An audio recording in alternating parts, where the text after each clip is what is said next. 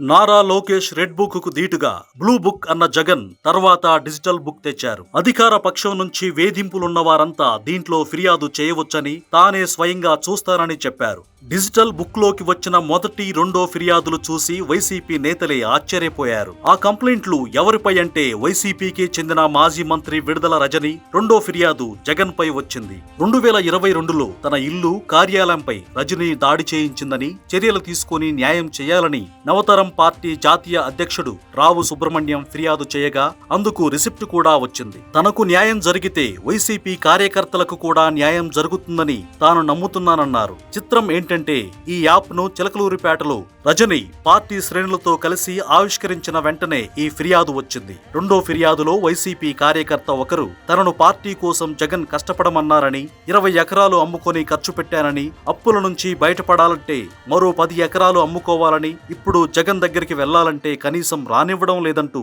Digital book లో ఫిర్యాదు చేశారు. ఈ రెండు ఫిర్యాదులు చూసి జగన్ సజ్జల షాక్ కు గురైనట్లు తెలుస్తోంది. ఎవరైనా గట్టిగా అడిగితే సర్వర్ ఇష్యూ ఉందని చెప్పండి, వచ్చిన ఫిర్యాదులన్నీ చూసి చూడనట్లుగా వదిలేయండని ఆ యాప్ నిర్వహిస్తున్న వారికి జగన్ ఆదేశాలిచ్చినట్లు సమాచారం.